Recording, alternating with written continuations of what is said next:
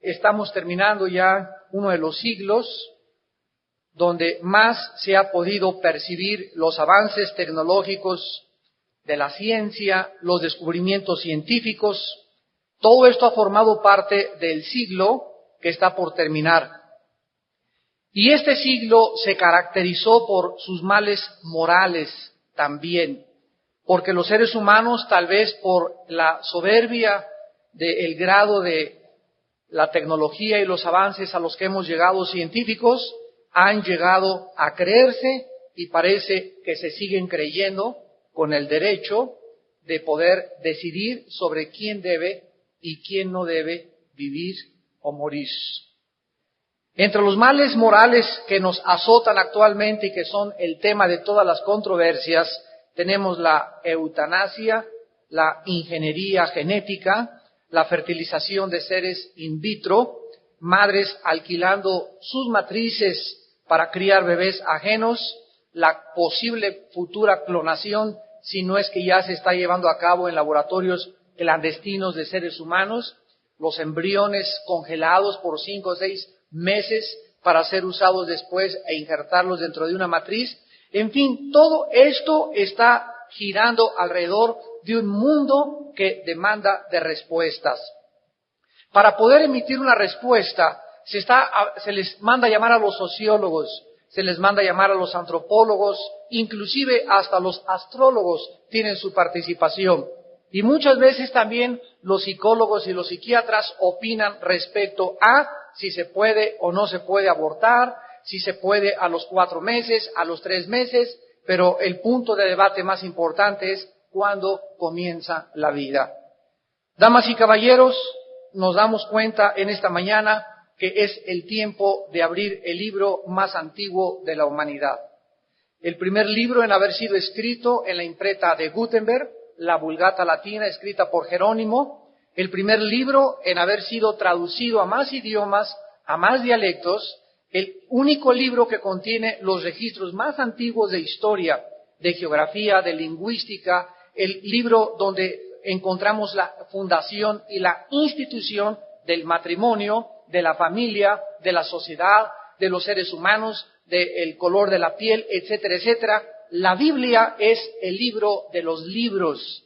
Sin embargo, al mismo tiempo es el libro más controvertido, es el libro más despreciado y más rechazado. Cuando yo me acerco a una universidad y me preguntan en qué fundamento mi conferencia, y les digo que todas mis conferencias están basadas exclusivamente en las Sagradas Escrituras, la mayor parte de la gente, por los prejuicios que tiene, inmediatamente dicen, no queremos religión acá.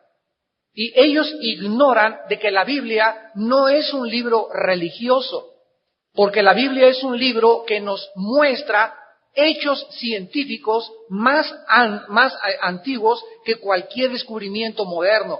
La Biblia nos enriquece con la sabiduría geográfica, arqueológica que se ha probado actualmente, antropológica del ser humano. Pero la Biblia es rechazada simplemente porque el primer versículo dice, en el principio Dios creó los cielos y la tierra. Y cuando oyen la palabra de Dios, ya no quieren saber nada de religión. Gracias a Dios en México yo he levantado una bandera. Y cuando alguien me dice eso, yo les contesto, el himno nacional dice, por el dedo de Dios escribió. Así que si el himno nacional tiene la palabra de Dios, pues el himno nacional mexicano también es religioso. Así que no podemos nosotros rechazar algo simplemente porque estemos hablando de Dios. Vamos a ver en esta mañana que entre todos los males que han azotado el siglo XX, el más serio ha sido el aborto. Porque el aborto es el asesinato disfrazado. El aborto desafía brutalmente la determinación fundamental del derecho de una persona para poder vivir. Además que contradice lo que Dios dice y lo que Dios establece acerca del ser humano. No es la opinión humana la que vale realmente para cuestiones de ética tan profundo como esto, sino realmente qué dice Dios en este libro. Y si nosotros rechazamos lo que Dios dice en este libro acerca de el aborto o de la vida o cuándo se inicia la vida, estamos rechazando totalmente nuestra propia humanidad. y dejamos realmente de ser seres humanos para convertirnos y creer que realmente evolucionamos de los animales. Ustedes saben que en la Primera Guerra Civil Americana murieron cerca de 750,000 personas. En la Primera Guerra Mundial murieron casi 8 millones de personas. Y en la Segunda Guerra Mundial, entre civiles y soldados, murieron más de 55 millones de personas. Vamos sumando todas estas cantidades. 55 más 8 más casi 1 millón. En la guerra de Vietnam, 65,000 personas. Pero antes de que se legalizara el aborto en los Estados Unidos de Norteamérica, por la Corte Suprema en 1973, 15 millones de bebés habían sido asesinados a través del aborto. O sea, estamos nosotros realmente viendo que el siglo XX, que estamos a punto de terminar, se ha caracterizado más que por cualquier otra cosa, por derramamiento de sangre. Nunca en la historia el ser humano había derramado tanta sangre, además de las guerras y de los abortos, como en el siglo XX. A pesar de todos los avances científicos y los descubrimientos tecnológicos que siguen prevaleciendo. Solamente en la ciudad de Atlanta, Georgia, hubo en 1990 24,000 nacimientos contra 31,000 abortos. En Miami, Florida, en 1995 hubo 18,524 nacimientos contra 18,880 abortos.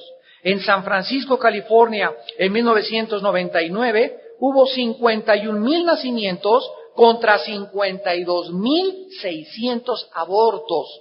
Y en la ciudad de Washington hubo 40,598 nacimientos contra 43,400 abortos, de acuerdo al Centro Nacional de Estadísticas de la Salud de Washington, D.C., en el año 2000. Damas y caballeros, estamos matando más de los que estamos naciendo. Y por otro lado, una campaña de publicidad de parte de la mayor parte de los gobiernos nos invita a que la familia pequeña vive mejor. Y ahora se están ya haciendo muchas cosas, principalmente en México y en Latinoamérica con los indígenas, porque creen que el aumento de población es el mal que azota la humanidad. Y que mientras más seres humanos seamos, entonces más problemas tendremos. Y ellos hacen a un lado lo ético para poder sobrevivir en el área social, lo cual es el error más grande que la humanidad ha cometido en toda su historia. En el Japón, las mujeres menores de 20 años necesitan abortar a su primer hijo. En Rumanía y París, los abortos superan, al igual que en Estados Unidos, los nacimientos.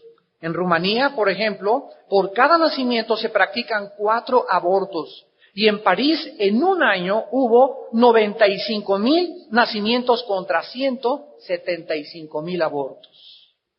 El aborto es tan frecuente en las naciones libres como en las que están bajo un régimen totalitario o comunista. Vamos a abrir la Biblia en el libro del Génesis, capítulo 1, en esta mañana, versículo 27. Y comencemos por escuchar qué es lo que dice la Biblia acerca de la dignidad del ser humano.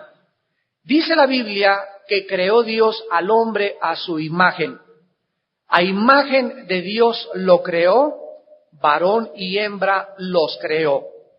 En el capítulo 2, versículo 7, dice la Biblia, entonces Jehová Dios formó al hombre del polvo de la tierra y sopló en su nariz aliento de vida y fue el hombre un ser viviente. Nosotros observamos en primer lugar que la Biblia, a diferencia de los que postularon la teoría de la evolución, en contradicción de los que creen en la reencarnación, en contradicción de lo que escribió el fundador de una pseudofilosofía llamada la Dianética, o la ciencia de la salud, el inglés Ron Hubbard, en contradicción de lo que dice el Dalai Lama y el Mahatma Gandhi y todos los gurús, en contradicción y en total opuesto de todas las postulaciones filosóficas, la Biblia es el único libro que nos dice que tú y yo somos una obra directa del Dios que creó el universo y del Dios que puso dentro de tu vida y dentro de mi vida su imagen y su semejanza. Esto eleva al ser humano no al nivel de los changos, ni de las jirafas, ni de los hipopótamos, ni de los perros, sino que coloca al ser humano, de acuerdo a la Biblia, como la obra maestra, como la obra más grande artística del Dios creador del cielo y la tierra. Dios coloca al hombre y Dios pone todo el reino del ser humano, todos los animales y todo nuestro planeta lo pone bajo nuestros pies.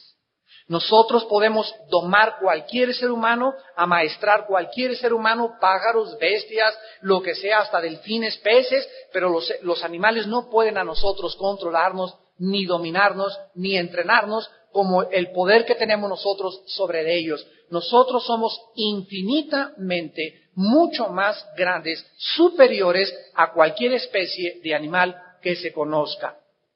Hace algún tiempo, cuando un maestro me dijo que él creía en la teoría de la evolución, yo le contesté y le dije, ¿por qué cree usted en la teoría de la evolución? Le dije, ¿ha visto usted, maestro, alguna vez con sus ojos algún cambio entre un chango y un ser humano? ¿O ha visto usted algún video, alguna foto donde haya esta transición? Y me dijo, jamás. Le dije, entonces, si usted me dice que usted no cree lo que no ve y lo que no oye, ¿por qué cree usted en la evolución? Y me dijo, es que creo en Charles Darwin. Y le dije, entonces, la fe de usted está puesta en Charles Darwin. Mi fe está puesta en el Dios de la Biblia. Usted no puede atacarme diciéndome que yo soy irracional porque se necesita más fe para creer que venimos de los animales que para creer que venimos de un Dios creador. Entonces, cuando nosotros hablamos de que tenemos fe en que Dios nos creó a su imagen y semejanza, nos damos cuenta que existen, damas y caballeros, mucho más grandes evidencias científicas para demostrar que el primer capítulo y el segundo capítulo del Génesis están más apegados, escuchen, a la física, a la biología, a la genética, a todas las ciencias médicas que la teoría de la evolución. La teoría de la evolución la contradice la genética, la contradice la biológica, como los mismos aminoácidos de los cuales estamos formados nosotros, que han impiden y impedirán la evolución humana. Las leyes de la física, la primera y la segunda ley de la termodinámica, todas las leyes que existen contradicen la teoría de la evolución. La evolución es insostenible científicamente. Pero cuando se repite una mentira, decía Adolfo Hitler, durante 100 años se acaba aceptando como una verdad. ¿Qué significa que fuimos creados a imagen de Dios? Significa que Dios puso dentro de tu alma y dentro de mi alma la eternidad. Significa que Dios puso dentro de mi vida y dentro de tu vida, desde que estábamos en el vientre de nuestra madre, la eternidad o la trascendencia de que esta vida no lo es todo. Y esto involucra la justicia, la santidad y la verdad, como dice en el Nuevo Testamento el libro de los Efesios capítulo 4. Cuando Dios pone dentro del hombre la verdad, esto hace que al separarse el hombre de Dios desde la creación, el hombre invente las religiones. ¿Qué son las religiones? Son el intento, el esfuerzo del ser humano por poder reencontrarse con su Creador, trayéndole sangre, trayéndole ofrendas, adorando al sol, adorando a la luna, adorando lo sobrenatural, enterrando a los muertos como los egipcios con su espada, con su comida, tratando de irnos a hacer sacrificios, tratando de ofrecer mandas, tratando de alguna forma que Dios, ese Dios que traemos dentro, nos pueda escuchar y nos pueda aceptar. La filosofía, por otro lado, ¿por qué existe y qué es la filosofía? La filosofía busca 3 cuestionamientos principales. Todas las filosofías, sin ninguna excepción, buscan responder a 3 interrogantes: ¿de dónde venimos? ¿Quiénes somos? ¿Y a dónde nos dirigimos? Todos los filósofos de cualquier área y de cualquier tipo han tratado de buscar, llámese teosofía, llámese rosacruces, llámese masones, llámese filosofías orientales, llámese hedonismo, pluralismo, cualquier filosofía, hasta el mismo comunismo, es una de las más grandes religiones del siglo XX. Esta es la razón por la cual el ser humano está confundido. Porque el ser humano sabe que hay algo que trasciende. El hombre sabe que no somos dioses, pero el ser humano se erigió en un dios en el siglo XX.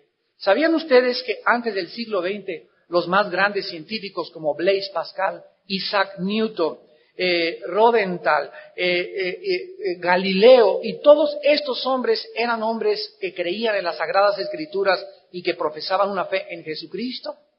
Isaac Newton dijo, yo no puedo comprender cómo el hombre pueda alcanzar algo sin conocer las Sagradas Escrituras. El primer presidente de Estados Unidos, George Washington, dijo, yo no puedo creer que un hombre pueda gobernar un país sin tener la Biblia en su buró, en su mano derecha. E Isaac Pascal dijo, yo solamente sé que fuera de Jesucristo nunca sabría yo quién soy, a dónde voy y por qué existo.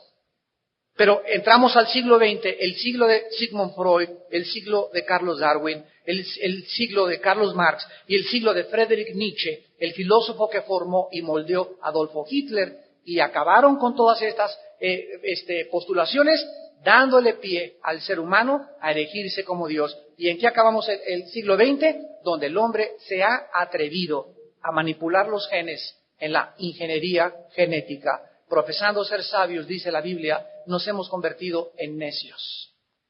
Dice la Biblia en el Salmo 127:3, en el Antiguo Testamento, que bendición de Jehová son los hijos y cosa de estima el fruto del vientre. Herencia de Jehová son los hijos y cosa de estima el fruto del vientre. El mundo dice, la familia pequeña vive mejor. Dios dice que es algo que Él estima y que Él ama, el fruto del vientre de una mujer.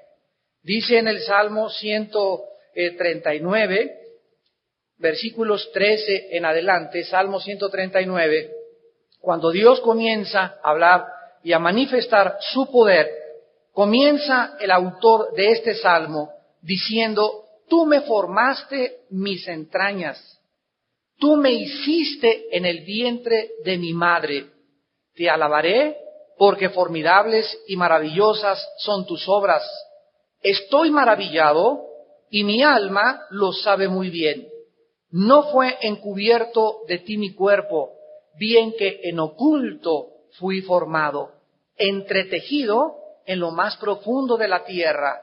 Mi embrión vieron tus ojos, y en tu libro estaban escritas todas aquellas cosas que fueron luego formadas, sin faltar una de ellas. Noten ustedes en el versículo 16, los que traen su Biblia, la palabra embrión. Es la única vez en toda la Biblia, principalmente en el idioma hebreo, que se usa esta palabra. Es la única vez en todo el Antiguo Testamento que se usa esta palabra en el original hebreo.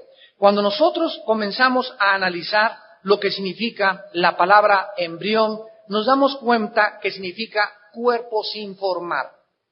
Y de acuerdo a la Biblia, cuando comienza la fecundación, en el momento de la fertilización, comienza exactamente la vida. Cuando nosotros estábamos en embrión, dice la Biblia, o en estado embrionario, de alguna forma misteriosa, Dios nos vio y nosotros tuvimos contacto con Dios. Y cuando nosotros nacemos, hay muchas cosas que no podemos recordar porque es una vida de 9 meses en el vientre de nuestra madre, donde, ¿verdad?, comienza el corazón a latir como a las 2 semanas. La circulación de la sangre la produce el bebé, no la mamá. Durante las primeras semanas el corazón comienza a circular la sangre dentro del embrión, no la mamá. Por eso José y María, los padres de Cristo, no podían tener relaciones sexuales porque el pecado, de acuerdo a la Biblia, viene o se transmite mediante la corriente sanguínea. Cristo tuvo una sangre que no era humana. La sangre del embrión de Cristo en el vientre de María fue producida y fue creada por el Espíritu del Dios viviente.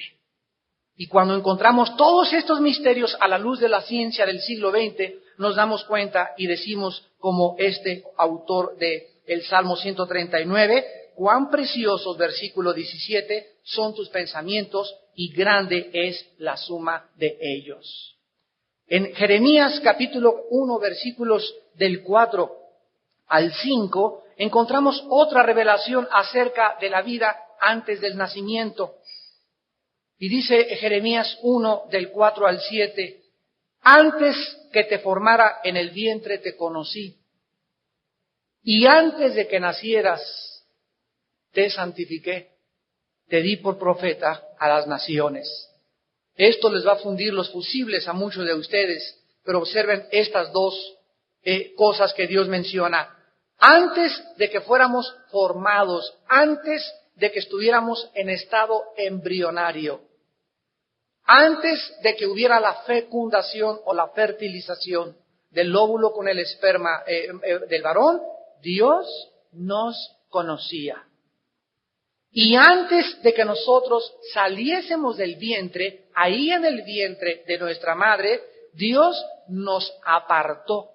Dios nos separó y aquí en el caso particular del profeta le dijo, tú no eres profeta a los 20 años o a los 25 años o a los 30 años. Desde que tú estabas, Jeremías, en el vientre de tu madre, desde ahí yo escogí para que cuando tú nacieras y fueras formado, te convirtieras en el profeta de los más grandes que tuvo la nación de Israel. Veamos otro caso en el libro de Lucas, cuando nació Cristo y Juan el Bautista. Lucas capítulo 1, versículo 39 al 41, que María, cuando el ángel se le aparece y le dice que va a ser la madre de Jesucristo, se levantó y se fue corriendo a buscar, dice el versículo 39, a la casa de Zacarías y saludó a Elizabeth. Y dice el versículo 41 que aconteció que cuando oyó Elizabeth el saludo de María, la criatura saltó en su vientre. Aquí estamos viendo cognición y movimiento, que son las señales de la personalidad humana. La criatura dentro del vientre saltó y dice Elizabeth fue llena del Espíritu Santo. Y dice en el versículo 44 que le contestó y le dijo a María, por tan pronto como llegó la voz de tu salutación a mis oídos, la criatura saltó de alegría en mi vientre. Aquí encontramos de una forma indudable lo siguiente. Las personas, porque son personas que se encuentran, aunque no son independientes, el hecho de que no sean independientes no les niega la personalidad. Es tan ser humano como una persona que nace y comienza a independizarse. Pero las personas o los seres humanos dentro del vientre de una mujer son afectados por los sonidos. Y los sonidos pueden afectar dentro del vientre de una mujer el estado emocional del embrión o del feto o del bebé. Por eso es tan recomendable a las mamás que son cristianas, desde que se embarazan, leerles la Biblia a sus pequeños. Pero es que usted no sabe que mi hijo no entiende, ni siquiera sabe inglés ni francés. Bueno, la Biblia dice que Jesús dijo a los discípulos, mis palabras son espíritu y son vida. Y la fe viene por el oír y el oír por la palabra de Dios. Cuando le hablamos a un bebé que está en el vientre de una madre, de alguna forma misteriosa que no entendemos, así como yo no entiendo por qué se está filmando en Televisa un programa y prendo un aparato que se llama la televisión y por esos cables viaja la imagen perfecta y aquí tengo a la persona y está a miles de kilómetros, yo no entiendo todo este procedimiento, pero ahí lo tengo enfrente, así tampoco entiendo cómo pueden viajar las ondas del sonido al vientre de un bebé y afectarlo, para bien o para mal. Desde que estamos en el vientre de nuestra madre y caen unas tijeras, ya el embrión lo percibe y el feto lo distingue. La voz, los gritos, el estado emocional de la madre, todo afecta radicalmente a la persona que traes dentro de tu vientre. Y nosotros encontramos también en el libro de Job, capítulo 31, que Job hace muchos años estaba discutiendo con Dios y le dijo en el capítulo 31, versículo 15, el que en el vientre me hizo a mí, ¿no lo hizo a él? ¿Y no nos dispuso uno mismo en la matriz? Aquí se nos enseña que la concepción es una obra de Dios. Cuando un varón y una mujer se unen sexualmente, dice la Biblia que el varón es el que lleva la simiente, la semilla que se tradujo en el griego sperma y en el castellano esperma. Ese esperma que eyacula el varón, entra un pequeño esperma de 500 millones aproximados que salen en cada eyaculación y comienza a reunirse con el óvulo de la mujer y en ese momento se forman 46 genes o 46 cromosomas, 23 del varón y 23 de la mujer, y en ese momento comienza el desarrollo o el proceso de la personalidad humana. A las 2 semanas, ya dijimos, comienza a latir el corazón. Inmediatamente después de la fertilización comienza médicamente el desarrollo celular. Durante la implantación, la nueva vida se compone de cientos de células y en cada célula, se ha descubierto ahora que están elaborando el genoma humano, en cada célula se encuentra el código genético hereditario que va a determinar tu color de ojos, tu estatura, hasta tu estado emocional, si eres igual de berrinchudo que tu abuelita, el lunar de tu tío que traes en la espalda, y todo esto viene, qué cosa tan maravillosa, en un esperma. Ahí viene todo eso absolutamente codificado por Dios. Así como un árbol de 30 metros de altura, lo reducimos a la semilla que se plantó y la semilla tiene el potencial dentro para desarrollarse y convertirse en ese árbol, así nosotros en cada esperma, en cada célula de nuestro cuerpo se encuentra toda la información, el disquete que Dios puso para que nosotros pudiéramos comenzar a reproducirnos. Damas y caballeros, si yo voy por la calle y me encuentro una computadora y comienzo a apretarle botones y aparecen programas, ¿qué probabilidades existiría para que alguien dijera que esa computadora y ese programa se elaboraron por un accidente de la naturaleza? Díganme ustedes, sinceramente, pensando lógica y racionalmente, ¿qué probabilidades habría que un salvaje caminara por el desierto y viera el motor de un Volkswagen? Y viera la manguera, el carburador, el distribuidor, la batería y este conjunto organizado para que pudiera impulsar a un coche y decir, las arenas del desierto formaron ese motor de Volkswagen solito, por las arenas del desierto. Bueno, esta locura elemental del ser humano es la que profieren y esgrimen los ateos. Los ateos dicen que por una explosión del universo, por un accidente, por algo que sucedió hace millones de años, explotó y comenzaron todo en una partícula a formarse, formaron los moscos, las moscas, las jirafas, y todos nosotros venimos de un protozoario.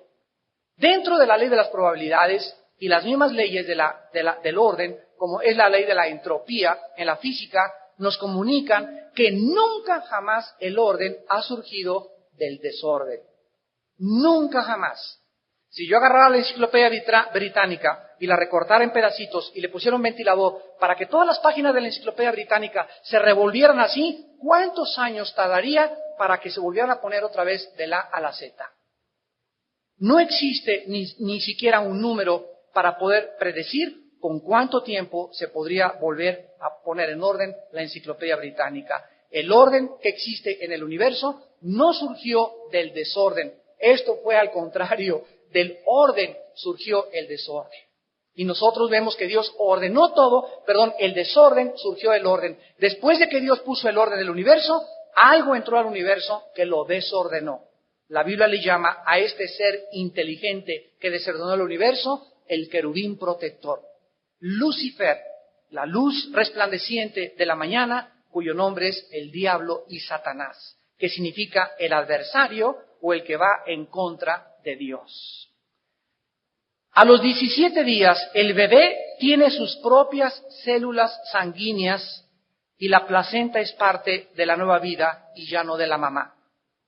A los 18 días comienzan ya las pulsaciones audibles de su corazoncito. Díganme esto, miren ustedes, el esperma de mi padre entró al óvulo de mi madre, los 23 cromosomas de mi padre se juntaron con las 23 cromosomas o genes de mi madre, y de repente, al venir la ovulación y la fertilización, ¿quién da las órdenes?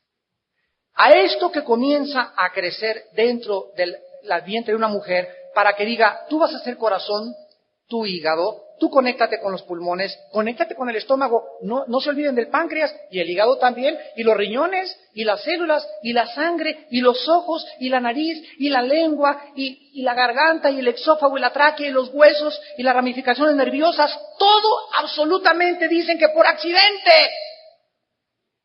Todo por accidente. ¿Qué accidentes tan milagrosos? Como decía un maestro de universidad, yo vengo del chango y le dije, usted me está diciendo que por un accidente apareció un chango masculinos. Por otro accidente apareció una changa con órganos reproductores femeninos. Y después, por otro accidente, nació un changuito. O sea, somos dos accidentes en medio de un accidente. ¿Cuántos accidentes de la vida? Esto es increíble. ¿Cómo podemos nosotros, en la época de la computación, en la época de la tecnología, creer que no hay detrás de todo esto un diseñador, un programador, señores ateos? Detrás de todo tiene que haber una mente infinitamente maravillosa, inteligente. Simplemente ve una gota de sangre en un microscopio para que te maravilles. Viene una cortada. Y de repente, ¿quién les ordena a los glóbulos blancos, que son el ejército de la sangre, correr, vénganse rápido y a cerrar una herida para que cicatrice y no entren bacterias por afuera o virus que puedan afectar la cicatrización? ¿Quién les ordena a los glóbulos blancos que corran a esa herida para proteger la cicatrización y para que impidan las infecciones? Todo está dentro de nosotros perfectamente bien diseñado. A los 30 días la sangre comienza a recorrer el sistema vascular, las orejas y el desarrollo nasal comienzan al mes de nacidos. A los 40 días la energía del corazoncito es casi la del 20% de un adulto. A los 42 días el esqueleto está completo y los reflejos están presentes. A los 49 días el feto ya parece un muñequito con miniatura, con dedos, pies y oídos completos. Entre la 9ª y la 10ª semana, el feto ya traga y retrae su lengua. A los 56 días se le cambia el nombre de embrión a feto. Ya no es un embrión, ya es un feto, después de los 56 días. A los 3 meses, se mueven sus brazos y sus piernas, saca la lengua. Inhala líquidos amnióticos y las uñas comienzan a aparecer. A los 4 meses o a los 16 semanas, sus órganos genitales no permitan que les hagan ultrasonido antes de los 4 de los 5 meses. Y que no pasen de 1 o 2 ultrasonidos. Aunque digamos nosotros que es beneficioso, no es verdad, no es verdad, no es verdad. Son ondas de ultrasonido que a la larga pueden afectar las ondas cerebrales del bebé. Así que si tú quieres saber qué sexo tiene tu bebé, ¿verdad? A los 5, a los 6 meses que te hagan un ultrasonido y no 3 o 4. Acuérdate que para ellos les conviene porque cada ultrasonido le tienes que pagar. A los 5 meses o 20 semanas aparece el pelo. El peso es de aproximadamente 2 kilos, la altura como de 12 pulgadas.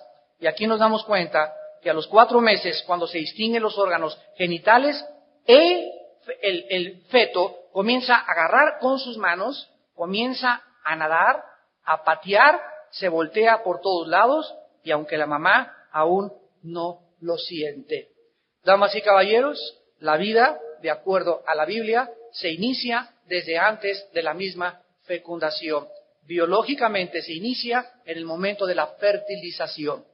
No a las 4 semanas, no al mes, estamos asesinando a un ser humano desde el momento de la fecundación.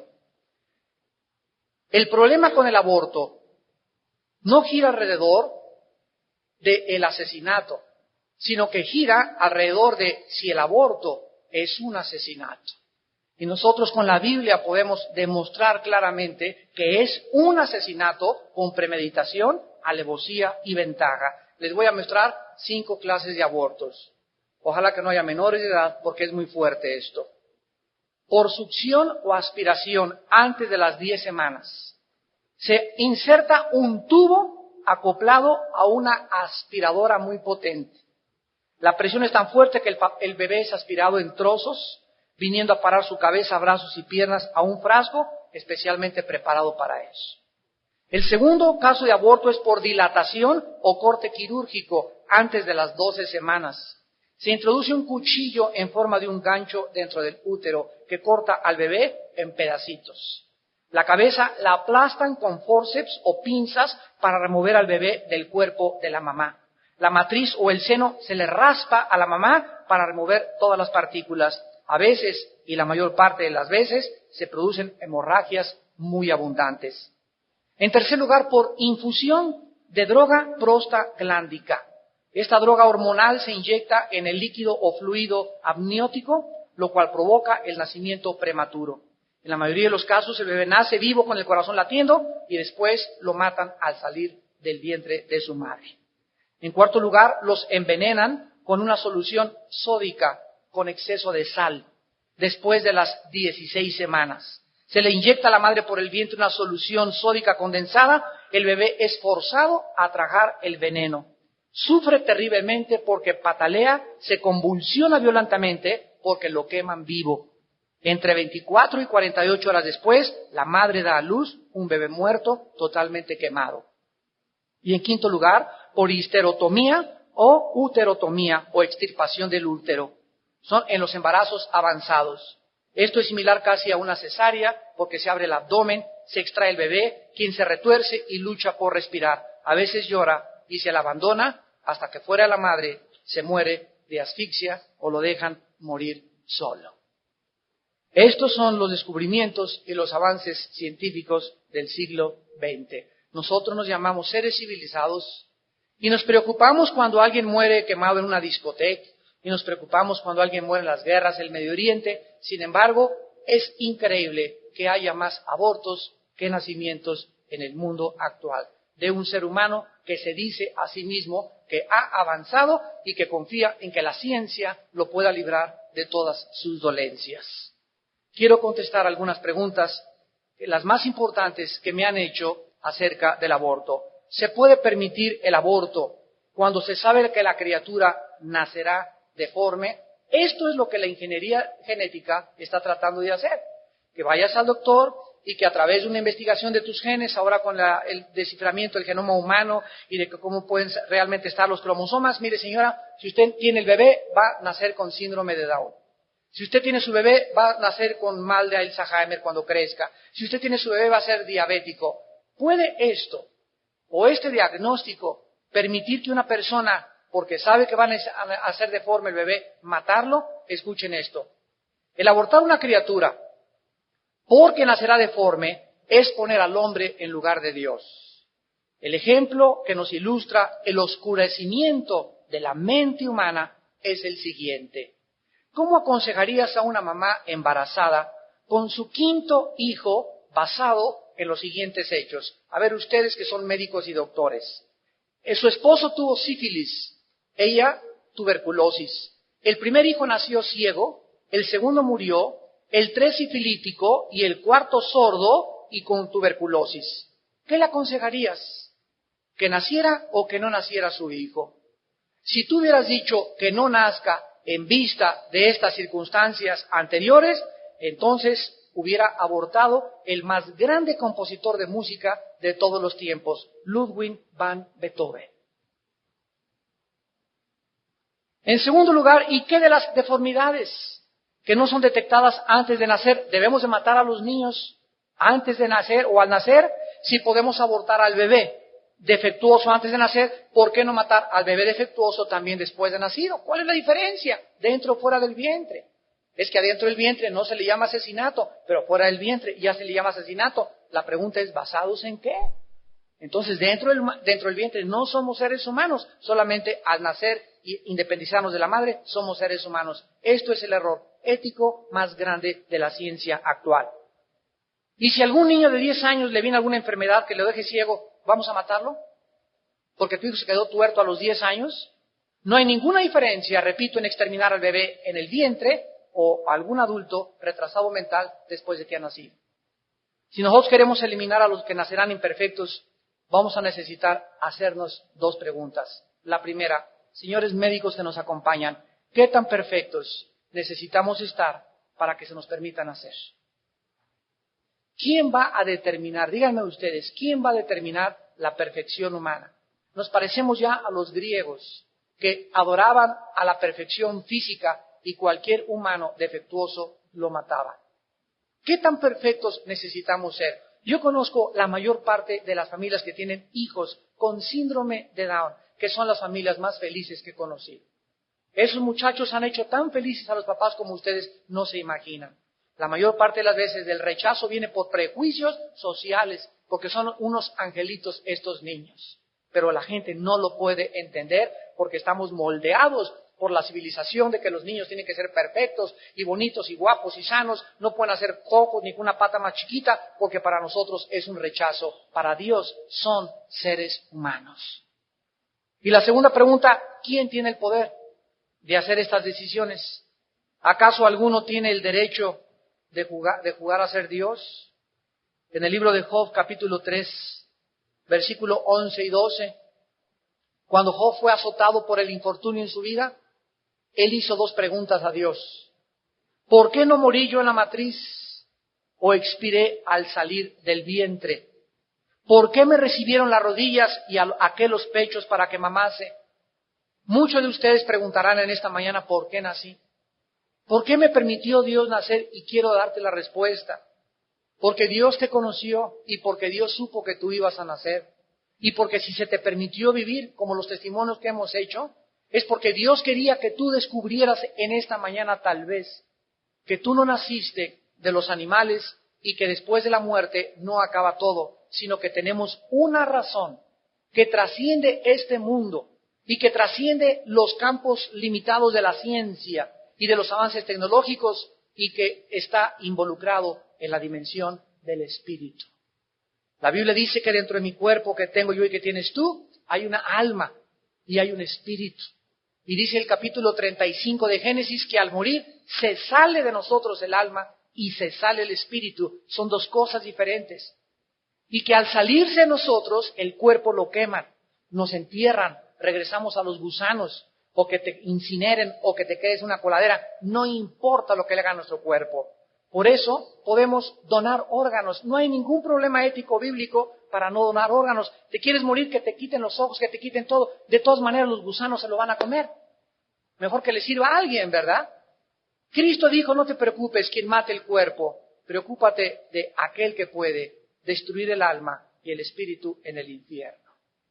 Lo que vale dentro de nosotros es el alma y el espíritu, que es la imagen de Dios. Este cuerpo día a día se hace más viejo, se deteriora. El envejecimiento es el resultado, de acuerdo a la Biblia, Romanos 5:12, por causa del pecado entró la muerte, y la muerte pasó a todos los hombres, por cuanto todos pecamos y todos nacimos en rebelión contra nuestro Creador. Y es la enfermedad que nos mata todos los días y que nos tiene confundidos, el pecado. El pecado obstaculiza la mente y el pecado te impide ver hacia adelante el futuro glorioso que está reservado para los hijos y para las hijas de Dios. Pero esta fuerza dentro de tu corazón es la que tú tienes que saber que es la que vale. ¿Por qué no abortaste? ¿Por qué viviste? Porque Dios quería que le conocieras. Dios quería que supieras el destino que hay para tu vida y que descubras en esta mañana que Él murió por ti en una cruz y que dio su sangre por tus pecados, para que tú vengas en esta mañana y le pidas perdón por tu soberbia y por creer, o tal vez has llegado a decir que eres Dios en la vida. Otra pregunta, ¿se puede permitir el aborto cuando la madre fue víctima de violación? Es el más grande debate en México ahorita. Bueno, por violación sí hay un caso famoso ahí en Mexicali, en Tijuana, que se llevó hasta los tribunales en México judiciales, y quiero decirle la respuesta. La violación sexual, rarísimas veces, por no decir casi nunca, produce un embarazo. De acuerdo a la Organización para la Salud de las Naciones Unidas, de 1995 al año 2000, 1 de cada 1.500 mujeres violadas fue embarazada. 1 de cada 1.500 mujeres. En la ciudad de San Paul, Minneapolis, a lo largo de 10 años, Los médicos comprobaron que de los 3.500 casos de violación que tuvieron en la ciudad, 10 resultaron embarazadas. La violación, la respuesta es, aún cuando haya violación, no puedes abortar. Necesitas tener a tu bebé. Y necesitas tener el valor en esta mañana que el Espíritu Santo te quiere dar para tener a ese bebé.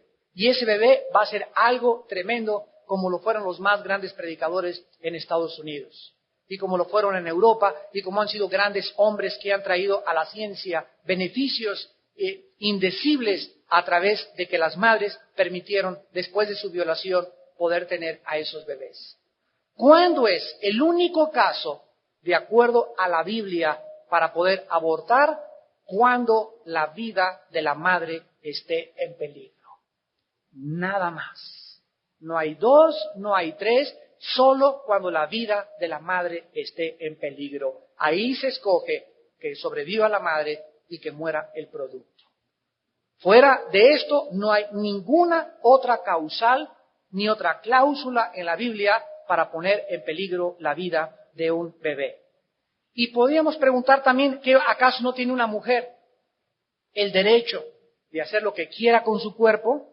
Esto es cierto hasta un punto, pero sábelo, el bebé no es parte de tu propio cuerpo, sino que es un ser humano enteramente separado y distinto de su mamá. El derecho que tiene una mujer sobre su propio cuerpo termina en el momento cuando una nueva vida empieza dentro de tu cuerpo. El bebé vive en una bolsa, ahí hace su recorrido, y la placenta, el cordón umbilical pertenecen al bebé. La persona que diga que tiene derecho a hacer con su vida lo que quiera es como la que dice, yo tengo derecho a prostituirme, tengo el derecho a inyectarme heroína, tengo el derecho a suicidarme, tengo el derecho a tomar drogas, tengo el derecho a hacer lo que a mí me da la gana. Nos equivocamos porque no sabemos que nuestros cuerpos no son nuestros cuerpos son prestados y Dios nos los dio por una época muy pequeña para sostener la vida dentro, el alma y el espíritu. Así que si yo te digo, ¿tiene Pancho Pantera el derecho a agarrar su carro a martillazos? Claro que lo puede hacer, pero no lo debe hacer. ¿Puede el presidente Zedillo bajar al Zócalo con una ametralladora y matar a todos? Sí puede, pero no lo debe. El poder existe en nosotros, pero no el hecho que podamos hacer algo, lo voy a hacer. Yo puedo fumar, claro que puedo fumar, pero no debo hacerlo. ¿Por qué? Porque destruyo el cuerpo que Dios me entregó prestado para mi alma y para mi espíritu. Somos el templo viviente de Dios. Y finalmente, ¿y qué de la mujer? Que no puede quedarse con el bebé. Oiga usted que no sabes, que mis papás se enteran y yo estoy muy joven, como el caso y el testimonio que escuchamos hace unos momentos, mi carrera artística se va a perder, mi belleza ya no va a poder casar. Bueno, la respuesta es, ten a tu bebé y estudia la posibilidad de entregárselo a un matrimonio para la adopción. Es el recurso más extremo que alguien pueda tener, pero nunca consideres abortarlo. Ten a tu bebé y entrégalo a la adopción. Existen millones de matrimonios que están esperando la oportunidad de convertirse en padres adoptivos. Nunca abrigues en tu corazón el deshacerte de tu bebé por medio del aborto. Evita amargas decisiones y traumas que van a perturbarte durante toda tu vida. La Biblia dice, tus pecados te alcanzarán. Y abortar es uno de los crímenes más grandes porque el homicidio, dice en Éxodo 20:13, es matar a una persona con premeditación, alevosía y ventaja. No matarás, dice el Señor. En Génesis 9:6 dice, el que derrame sangre de hombre, por el hombre su sangre será derramada, porque a imagen de Dios es hecho el hombre. En Proverbios 6:16 y 17, la Biblia dice, 6 cosas aborrece Jehová, y aún 7 abomina su alma: los ojos altivos, la lengua mentirosa, las manos derramadoras de sangre inocente. La Biblia condena el aborto. El debate sobre el aborto no gira alrededor de si se debe o no se debe legalizar el asesinato, sino si el aborto es un asesinato. ¿Por qué hay tantos abortos? Porque ahora todo mundo fornica. Ahora los jóvenes tienen relaciones sexuales antes de casarse. Hace 20, 30 años de edad una muchacha no llegaba a las 10 de la noche a su casa, pero ni de chiste. Pero ni de chiste. Ahora no llega ni siquiera a dormir en 2, 3 días. Y se presentan ante la casa, ya llegué papá de Tequesquitengo, ya llegué de Acapulco, ya llegué de Cuernavaca. Sí, mijita, pásale, ¿cómo te fue? Es increíble la inmoralidad a la que el mundo se ha sumergido. Y para poder tapar esta inmoralidad, entonces, el resultado de tu pecado, de haberte acostado con tu novio, no lo vas a agravar, aumentando al pecado de fornicación el pecado de asesinato. Porque ya son 2 pecados, y mientras tú no te arrepientas, tus pecados continuarán aumentando, porque el pecado produce pecado, y el pecado crece de acuerdo a la Biblia. Dios dice, no cometan inmoralidad. El sexo no puede ser usado más que dentro del matrimonio, de acuerdo a la santidad de Dios. Dios nos dice en la Biblia, el que fornica contra su propio cuerpo peca, porque el que se une con una ramera, un espíritu y una carne es con ella. Mas el que se une con el Señor, un espíritu es con Él. Huyan de la fornicación, huyan de las pasiones sexuales, porque todos los pecados contra el cuerpo son autodestrucción. Y esto es lo que la humanidad ha hecho, a pesar de la tecnología, el hombre en la luna, computadoras, el proyecto del genoma humano y todas las investigaciones espaciales no han servido para poder elevar nuestra moral. Somos gigantes científicamente, pero somos enanos moralmente. ¿No quisieran muchos de ustedes en esta mañana venir a la cruz de Cristo? Dios nos ofrece en la Biblia la muerte de su Hijo Jesucristo, colgando y derramando su sangre por tus pecados y mis pecados. Muchos de ustedes en esta mañana han abortado. Muchos de ustedes tienen un amante que no es tu esposa. Muchos de ustedes en su corazón aman a otro hombre u otra mujer y Dios sabe lo que tú piensas. Aunque tú no tengas una persona, eres un adúltero, eres una adúltera en tu vida y eso le desagrada a Dios. Muchos de ustedes han mentido, hacen trance en su negocio, roban y muchos de ustedes viven en rebelión contra Dios. Si tú te mueres, la Biblia dice, la paga de tus pecados son la muerte. No erréis, Dios no puede ser burlado. La Biblia dice que hay un lugar que se llama el infierno. Y esto no es para asustarte, esto es para prevenirte y advertirte. Cuando vamos en la carretera y se prende un semáforo, la luz amarilla no me quiere asustar. La luz amarilla me dice, ya comienza a bajar la velocidad, porque la siguiente luz va a ocasionar un problema si tú sigues a 120 por hora. Dios en esta mañana les prende la luz amarilla a muchos de ustedes. Deténganse de su locura. Vas demasiado rápido, te vas a estrellar, te vas a matar. Pero yo te amo y te quiero perdonar. Vuélvete a mí. Y en la cruz de mi Hijo Jesucristo hay perdón de pecados. Y si tus pecados fueran tan negros como el carbón, como la blanca lana, vendrán a ser. Vengan en esta mañana a la cruz, hoy que sus corazones han sido preparados por el Espíritu de Dios. Les pido que por unos instantes inclinen su cabeza. Y así con tu rostro inclinado, dile a Dios y recuerda las palabras de Jesucristo. De cierto les digo, el que oye mi palabra y cree al que me envió, tiene vida eterna y no vendrá a condenación, mas ha pasado de muerte a vida. De cierto les digo, dijo Jesucristo, que viene la hora cuando los muertos oirán la voz del Hijo de Dios. Y los que la oyeren vivirán, porque como el Padre tiene vida en sí mismo, así también ha dado al Hijo el tener vida en sí mismo. No se maravillen de esto, porque viene la hora cuando todos los que están en los sepulcros oirán su voz, y los que hicieron lo bueno saldrán a resurrección de vida, mas los que hicieron lo malo a resurrección de condenación. Jesús dijo, yo soy la resurrección y la vida. El que cree en mí, aunque esté muerto, vivirá. Y todo aquel que vive y cree en mí, no morirá eternamente. ¿Crees tú esto? Padre, te damos gracias esta mañana por tu palabra y porque sigues hablando al mundo a través de la Biblia. Gracias por darnos la oportunidad de abrir el libro más antiguo de la historia humana. El libro más controvertido, el más perseguido y el más criticado. Precisamente por esto, porque es el único libro que contiene verdades absolutas. Porque es el único libro que nos critica. Es el único libro que nos revela lo que realmente somos delante de un Dios santo. Es el único libro que contiene el plan de Dios para la salvación del hombre. Te damos las gracias por haber enviado a Cristo, Señor, a morir en una cruz y haber dado su vida en nuestro lugar y habernos dejado la historia de amor más grande jamás contada. Que Dios estaba en Cristo, no tomándonos en cuenta nuestros pecados, sino reconciliándonos con Él. Y ahora nos ha dado el ministerio de la reconciliación. Y ahora, como embajador de Cristo, te digo, reconcíliate con Dios. Acércate a Dios y por ello te vendrá bien.